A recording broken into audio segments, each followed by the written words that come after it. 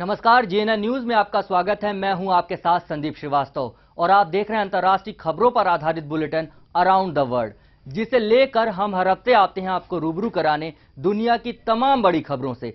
सबसे पहले नजर डालते हैं सुर्खियों पर। सियाचिन पर नहीं बनी बात, भारत पाक वार्ता का नहीं निकला कोई हल। सियाचिन का मुद्दा फिर रहा बेनतीजा। दुनिया के 17 देशों की जनता के द्वारा ड्रोन हमलों का विरोध, पेव रिसर्च से हुआ खुलासा। यूरोप से गुजरने वाले विमानों पर कार्बन टैक्स, यूरोपीय संघ ने जारी किया फरमान, दुनिया भर में विरोध। डीजल के धुएं से कैंसर का खतरा, रिसर्च में सामने आए तथ्य। व्यावसायिक प्रतिस्पर्धा में तोड़ी सारी हद, एप्पल और गूगल करेंगे घरों की जासूसी, आसमानी आंख से घरों में ताक झांक। गजल सम्राट मेहदी हसन का इंतकाल, लंबी बीमारी के बाद हुई कराची में मौत, संगीत की दुनिया को स्थायी नुकसान। भारत और पाकिस्तान के बीच फिलहाल सियाचिन ग्लेशियर पर कोई फैसला नहीं हो सका है। हालांकि दोनों देश सैन्य गतिरोध खत्म करने को राजी दिखे, लेकिन रावलपिंडी में हुई वार्ता में दोनों देशों के अड़ियल रुख की वजह से इस मुद्दे का हल नहीं निकाला जा सका। सियाचिन ग्लेशियर पर भारत और पाकिस्तान के बीच अपनी सेना हटाने के बारे में फिलहाल कोई प्रगति होती नहीं दिख रही। हालांकि रावलपिंडी में दोनों देश बातचीत आगे जारी रखने पर सहमत दिखे। वार्ता के बाद दोनों देशों के अधिकारियों ने आगे तेजी से बातचीत जारी रखने की बात कही। बैठक में दोनों पक्षों ने अपने अपने रुख का जिक्र किया और अपने रुख पर अड़े रहे। पाकिस्तानी अधिकारी शिमला समझौते और 1989 और 1992 में हुई चर्चाओं के आधार पर इस मुद्दे का समाधान चाहते हैं, जबकि भारत सियाचिन पर वर्तमान सैन्य स्थिति और प्रमाणीकरण पर बातचीत करने को राजी है। And in fact we had a very fruitful discussion and we have moved forward, and so rest of what we did you can see in the joint statement. Talks were held in a cordial and friendly atmosphere. Both sides reaffirmed their resolve to make serious, sustained and result-oriented efforts for seeking an amicable resolution of Siachen. It was agreed to continue the dialogue on Siachen in keeping with the desires of the leaders of both countries for early resolution of all outstanding issues. Both sides acknowledged that the ceasefire was holding since 2003. विश्व के सबसे ऊंचाई वाले युद्ध स्थल सियाचिन में 1984 से भारत और पाकिस्तान की सेना आमने सामने है। दोनों देशों ने पहले भी इस मसले पर कई बैठक की हैं, लेकिन कोई कारगर हल सामने नहीं आ पाया।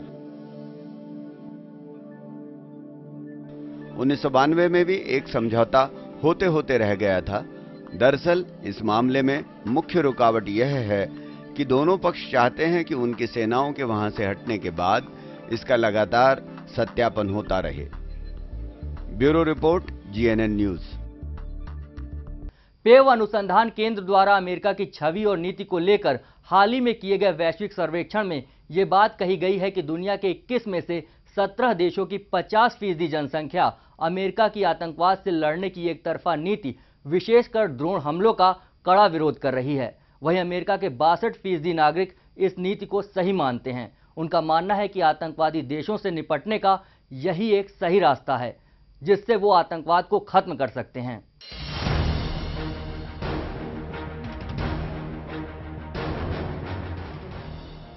पेव अनुसंधान द्वारा वैश्विक सर्वेक्षण के अनुसार 21 में से 70 देशों के 50% लोगों ने अमेरिका द्वारा दूसरे देशों की सरजमी पर की जा रही एक तरफा कार्रवाई, विशेषकर ड्रोन हमलों पर कड़ी आपत्ति जताई है। सर्वेक्षण के अनुसार लोगों का आरोप है कि अमेरिका जब भी किसी देश में एक तरफा कार्रवाई को अंजाम देता है, उस समय वह उस देश के हितों की अनदेखी करता है।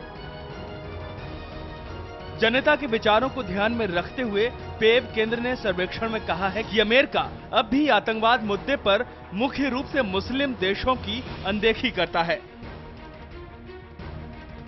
इन देशों में व्याप्त आतंकवाद की समस्या को वह गहरी गंभीरता से नहीं लेता। सर्वेक्षण में शामिल लगभग सभी देश आतंकवाद के खिलाफ ओबामा प्रशासन की नीति के विरोधी हैं। 21 में से 17 देशों की आधी से ज्यादा जनता पाकिस्तान, यमन और सोमालिया जैसे देशों में शीर्ष आतंकवादी नेता और आतंकवादी गुटों को निशाना बनाने के लिए किए जा रहे अमेरिकी ड्रोन हमलों के खिलाफ है। वहीं दूसरी तरफ सर्वेक्षण के अनुसार अमेरिका के 62% लोग ड्रोन अभियान के समर्थक हैं। इनमें से 74% रिपब्लिकन, 60% निर्दलीय और 58% डेमोक्रेटिक शामिल हैं। इस सर्वेक्षण पर अमेरिकी प्रशासन की अभी कोई प्रतिक्रिया नहीं आई है। पेप का यह सर्वेक्षण ऐसे समय उजागर हुआ है जब अमेरिका के राष्ट्रपति बराक ओबामा दोबारा राष्ट्रपति पद का चुनाव लड़ रहे हैं। वहीं ओबामा के सुरक्षा सलाहकार ने सार्वजनिक तौर पर ड्रोन हमलों को जरूरी बताया है। उनके अनुसार दुनिया के सिरदर्द बने आतंकवादी संगठन अल-कायदा से जुड़ रहे आतंकवादियों के हौसलों को पस्त करने के लिए ये हमले जरूरी हैं। उन्होंने कहा कि यह अमेरिकी आतंकवाद के खिलाफ रणनीति का हिस्सा है। लेकिन अब कई अमेरिकी और यूरोपीय विशेषज्ञों ने भी इस तरह के हमलों पर सवाल करना शुरू कर दिया है। विशेषज्ञों के मुताबिक इन हमलों के कारण आम नागरिक भी मारे जा रहे हैं, जो उचित नहीं है। अब देखना यह है कि अमेरिका के राष्ट्रपति बराक ओबामा इस मुद्दे पर क्या प्रतिक्रिया जाहिर करते हैं। Bureau report, GNN news. Europe से गुजरने वाले विमानों पर कार्बन टैक्स लगाने के यूरोपीय संघ के एक तरफा फरमान से दुनिया में व्यापार युद्ध शुरू होने के हालात बन रहे हैं। ग्लोबल एयरलाइंस संगठन IATA ने EU से इसे वापस लेने को कहा है। IATA ने इसे जजिया कर वसूलने का सामान बताया है।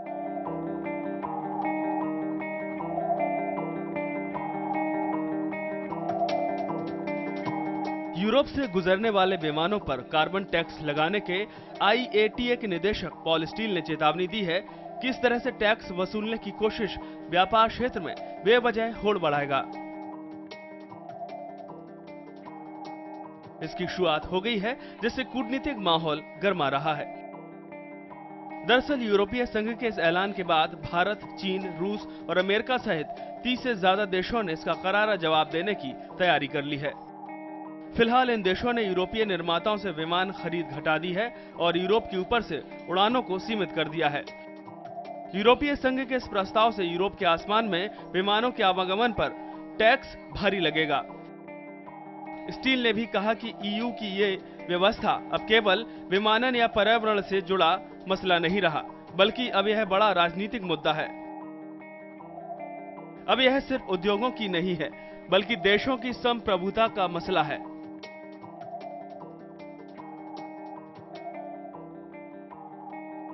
संगठन हालात बिगड़ने से रोकना चाहता है, लेकिन अब स्थिति सरकारों की प्रतिक्रिया पर निर्भर करेगी।